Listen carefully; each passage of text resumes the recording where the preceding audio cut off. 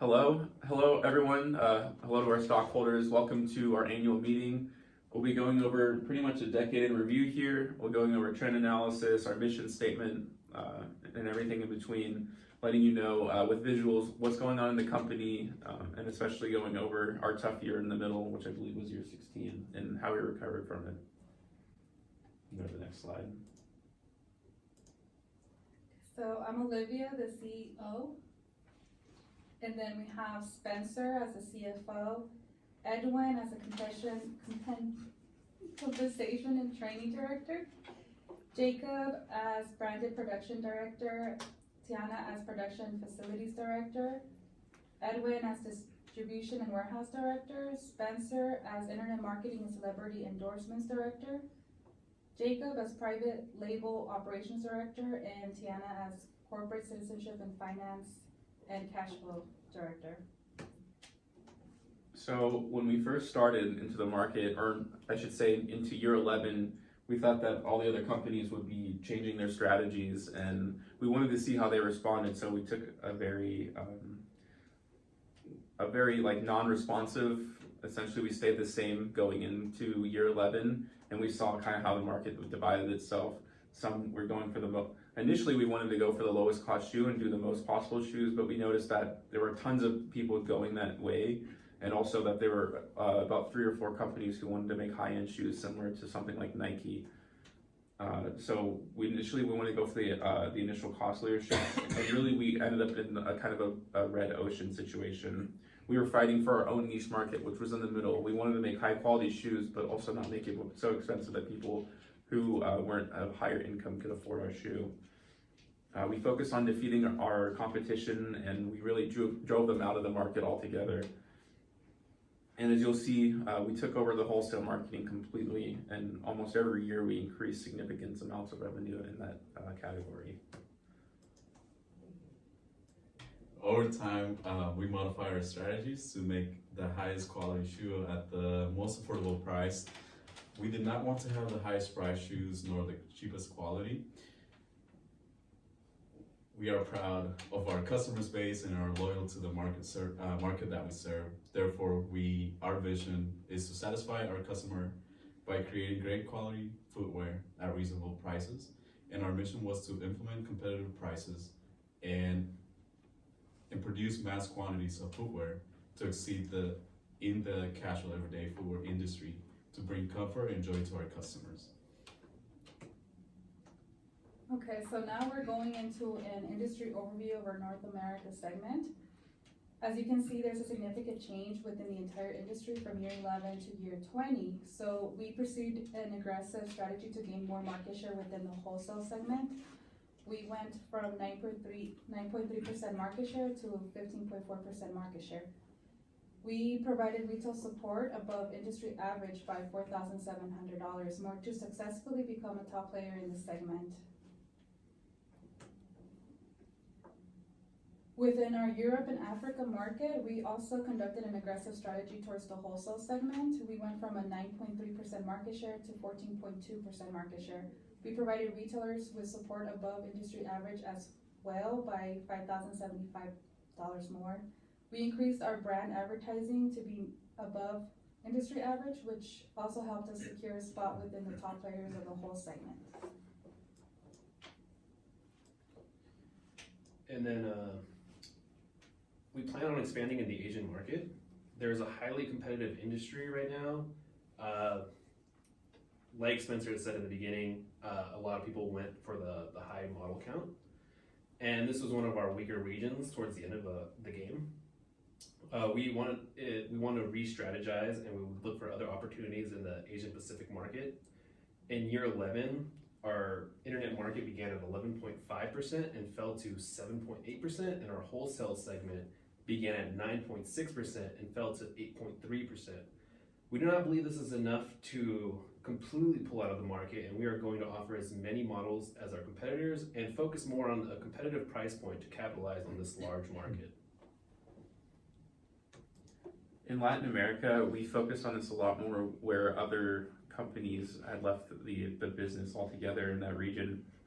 and there were years where we saw loss when it comes to that in the Latin American market, but our dedication and our insistence on growing in that market paid off, and we nearly doubled our wholesale market segment from 9.4% to 16.4%. And overall, it helped our company grow, and you'll see the trends over time, and you can see from the charts here how much bigger our market segment came in that industry, and it'll be hard for other companies even to come close to us now because of how much money and time we dedicated to the Latin American market. And this is just a look at our financial performance over time. And like I said, in year 11, we wanted to see how other companies would respond and how they wanted to operate their business. Our stock price only dropped like 75 cents, and our internet revenue revenue actually increased 50% just in the 1 year. Once we understood where the company's where the market trends, we cemented ourselves as dominant players in the middle market. We were able to create high quality shoes at a respectable price. We more than doubled our stock price. Earnings per share also saw a consistent increase, and we also gave a 5-cent increase in dividends every single year, even though in year 17, obviously, we had a really down year where everything dropped significantly. And then once you look, once we had that really tough time in year 17, we got together, we stayed dedicated, and we didn't give up on the company, obviously, and we went crazy. We nearly quadrupled our stock price from year 17 to year 20, which is almost impossible. And like I said, we found that nice middle market where no one touched us and everyone was scared to join that market with us. No one wanted to increase their prices, and we didn't want to increase our prices either. No one was willing to lower their prices to dig into our market segment, and we're really proud of that. Also, in the trends, you can see that every year our wholesale marketing significantly increased as we took more control over that segment. And even in our worst year, year 17, we only dropped $4 million in revenue before going up significantly. And just 3 years, like I said, just 3 years after our worst year, we were almost up to $160 for our stock price, which is higher than Disney is right now currently. So we do respect that. And also, we got back into the private label market, which also helped us overall. In addition, we plan over the next decade to focus a lot of our advertising on internet marketing as well. Even though we saw increases, they were quite small in comparison to wholesale, so we plan on fixing that over the next decade. As you can see in year 17, or as we saw in Spencer's slide, year 17 we had a major dip.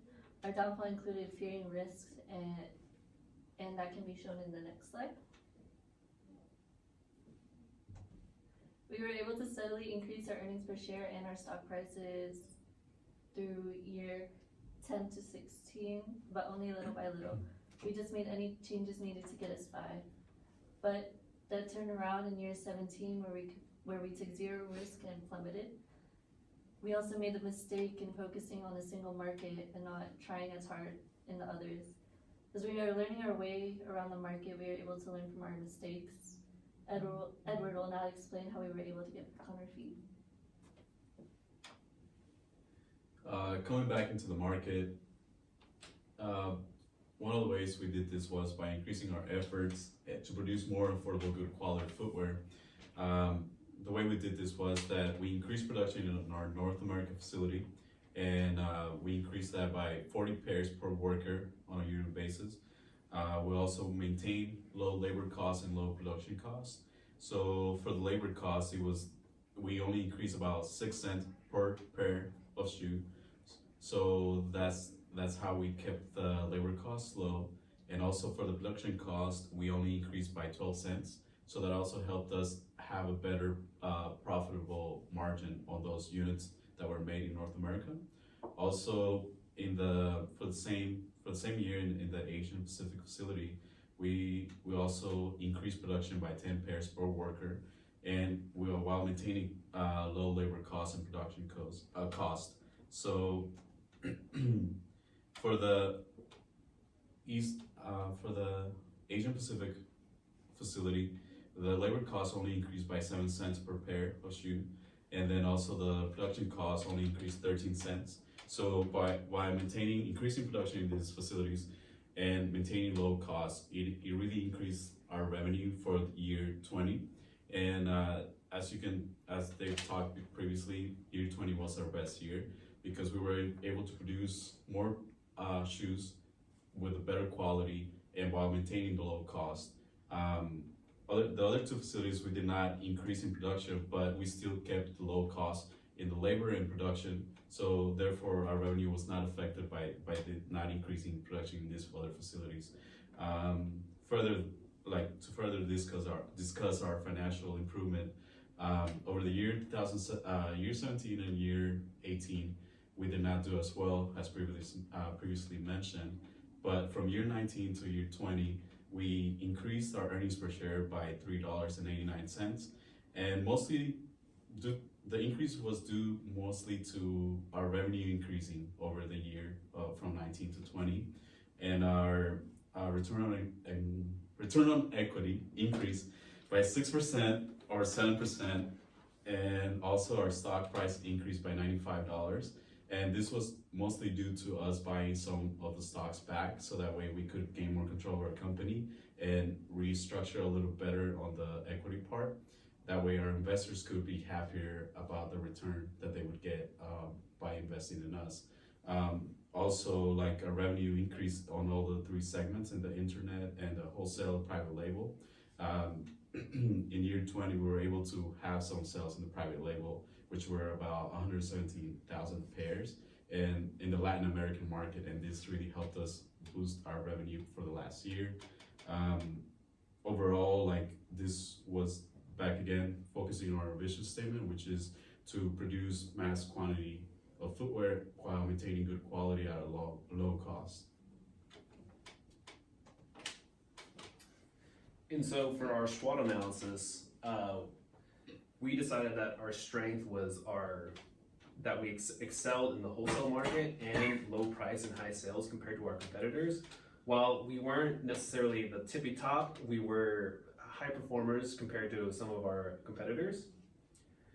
And our weakness was that we were kind of stuck in the middle. We didn't know exactly where we wanted to be. We knew where we wanted to be, but we just couldn't get there, unfortunately.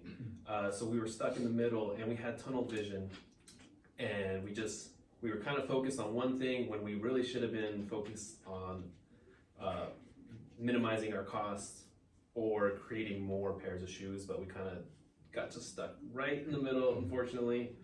And then with our opportunities, the internet segment, we did okay on the internet segment, but we definitely could have done better. We definitely, looking into the future, we're gonna focus more on our internet. And with the celebrity endorsements, we took the route of not getting any celebrities. We didn't think that would fit well with our brand at the time. But now that we are a growing business, we think we can definitely afford celebrities now. And the threat is there are stronger low-cost leaders, unfortunately. So we're gonna definitely try to lower our prices and try to really aggressively gain that market share. And for our future, we want to show up and show out. We want to compete harder and stronger in the market to make us more successful. We plan to expand operations within internet marketing as well as in the private label, and increase budget in advertising to make consumers more aware of our vision for them. It is important to us that we stay within our market, so we look forward to heavy competition with the other companies. I would just say overall, like, I'm proud of like the group that we had and the fact that we didn't give up on everybody when in year 17 when things like took probably the worst turn imaginable.